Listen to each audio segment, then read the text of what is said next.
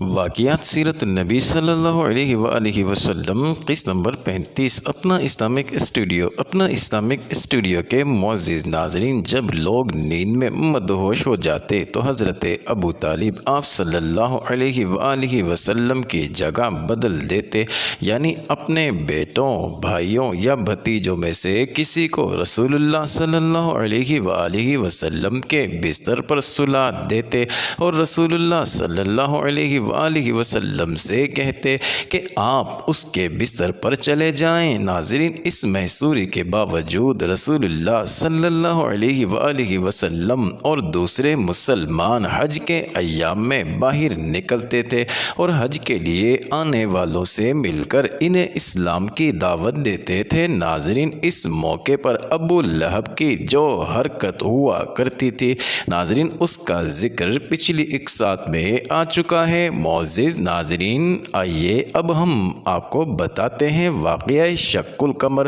یعنی چاند کے دو ٹکڑے ہونے کے حوالے سے کچھ اہم ترین معلومات۔ شق القمر، ناظرین شق القمر ایک ایسا معجزہ تھا جس کی گواہی خود قرآن کریم میں دی گئی ہے اور صحیح احادیث سے اس عظیم الشان معجزے کا ثبوت ملتا ہے۔ اس پر ایمان رکھنا ہر مسلمان کے لیے ضروری ہے۔ ناظرین، شعیب ابی طالب میں محصوری کے دن اسی طرح گزر رہے تھے۔ مقاطعہ کا دوسرا سال تھا ناظرین اور حج کے دن تھے۔ حضرت صلی اللہ علیہ وآلہ وسلم بعض صحابہ کے ساتھ مینا میں تھے۔ آسمان پر بدر کامل تھا۔ ناظرین، ایسے میں کفار نے آپ صلی اللہ علیہ وآلہ وسلم سے مطالبہ کیا کہ اگر آپ سچے نبی ہیں تو اس چاند کے دو ٹکڑے کر کے دکھائیے۔ ناظرین، حضور اکرم صلی اللہ علیہ وآلہ وسلم نے اللہ تعالیٰ سے اس مطالبے کو پورا کرنے کی دعا فرمائی اور چاند کی طرف انگلی سے اشارہ کیا تو چاند کے دو ٹکڑے ہو گئے، ایک کوہ حرا کے اوپر اور دوسرا اس کے دامن میں تھا۔ ناظرین، جب سب لوگوں نے صاف طور پر یہ معجزہ دیکھ لیا تو یہ دونوں ٹکڑے پھر آپس میں مل گئے۔ ناظرین، حضرت عبداللہ بن مسعود رضی اللہ تعالی عنہ سے روایت ہے کہ جس وقت چاند کے دو ٹکڑے ہوئے تو ہم نبی کریم صلی اللہ علیہ وآلہ وسلم کے ساتھ مینا کے میدان میں موجود تھے۔ آپ صلی اللہ علیہ وآلہ وسلم نے فرمایا کہ لوگوں گواہ رہنا، اور چاند کا ایک ٹکڑا دوسرے سے الگ ہو کر پہاڑ کی طرف چلا گیا تھا۔ ناظرین، چاند کے دو ٹکڑے ہونے کا یہ معجزہ بہت صاف تھا۔ قریش نے اسے بڑی وضاحت سے کافی دیر تک دیکھا اور آنکھ مل مل کر اور صاف کر کر کے دیکھا اور شش در رہ گئے، لیکن پھر بھی ایمان نہیں لائے، بلکہ کہا کہ یہ تو چلتا ہوا جادو ہے اور حقیقت یہ ہے کہ محمد صلی اللہ علیہ وآلہ وسلم نے ہماری آنکھوں پر جادو کر دیا۔ ناظرین، اس پر بحث و مباحثہ بھی کیا۔ کہنے والوں نے کہا کہ اگر محمد صلی اللہ علیہ وآلہ وسلم نے تم پر جادو کیا ہے تو وہ سارے لوگوں پر تو جادو نہیں کر سکتے، باہر والوں کو آنے دو، دیکھو کیا خبر لے کر آتے ہیں۔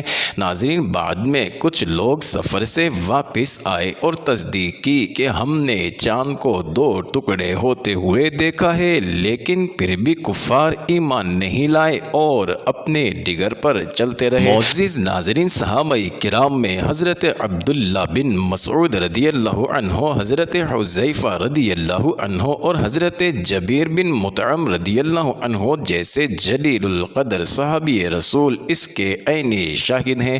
ناظرین، قرآن مجید میں سورہ قمر کی ابتدائی آیات میں شق القمر کا ذکر ہے۔ ترجمہ: قیامت قریب آ پہنچی اور چاند شق ہو گیا، اور اگر کافر کوئی نشانی دیکھتے ہیں تو منہ پھیر لیتے ہیں اور کہتے ہیں کہ یہ ایک ہمیشہ کا جادو ہے۔ ناظرین، اس عظیم الشان معجزے پر سب سے بڑا اعتراض یہ کیا جاتا ہے کہ اگر ایسا ہوا بھی ہے تو اس کا مشاہدہ پوری دنیا میں ہونا چاہیے تھا اور تاریخ کی کتابوں میں اس کا تذکرہ ہونا چاہیے۔ ناظرین، حالانکہ اس معجزے کے وقت کا اندازہ کیا جائے تو چاند کا پوری دنیا میں دیکھا جانا ناممکن ممکنات میں سے تھا، کیونکہ اس وقت چاند صرف عرب اور اس کے مشرقی ممالک میں نکلا ہوا تھا۔ پھر اس معجزے کا وقت بھی طویل نہ تھا اور اس سے روایت کے مطابق کوئی دھماکہ یا تیز روشنی کا اخراج بھی نہیں ہوا اور نہ ہی اس کے اثرات زمین پر کسی قسم کے پڑے۔ ناظرین، ظاہر ہے کہ یہ ایک متوقع معجزہ نہیں تھا کہ تمام دنیا کی نظریں چاند پر ہوتی، اسی لیے یہ معجزہ صرف انہی لوگوں نے دیکھا، ناظرین، جنہوں نے معجزے کا مطالبہ کیا تھا۔ تاہم ہندوستان کی مشہور مستند تاریخ فرشتہ، ناظرین، مصنف محمد قاسم فرشتہ بمطابق سن 1015 ہجری میں اس کا ذکر موجود ہے، ناظرین، جو انہوں نے بحوالہ کتاب تحفۃ المجاہدین میں لکھا ہے کہ مسلمانوں کی ایک جماعت عرب سے قدم گاہ حضرت آدم علیہ السلام کی زیارت کے لیے سراندیپ یعنی سری لنکا کو آتے ہوئے ساحل مالابار یعنی ہند پر اتری۔ ناظرین، ان بزرگوں نے وہاں کے راجہ چر آمن پیرومل سے ملاقات کی اور معجزہ شق القمر کا ذکر کیا۔ ناظرین، راجہ نے اپنے منجموں کو پرانے رجسٹرات کی جانچ پڑتال کا حکم دیا، چنانچہ منجموں نے بتلایا کہ فلاں تاریخ کو چاند 2 ٹکڑے ہو گیا اور پھر مل گیا۔ ناظرین، اس تحقیق کے بعد راجہ نے اسلام قبول کر لیا۔ ہندوستان کے بعض شہروں میں اس کی تاریخ محفوظ کی گئی اور ایک عمارت تعمیر کر کے اس کی تاریخ شب انشقاق قمر کے نام سے مقرر کی گئی۔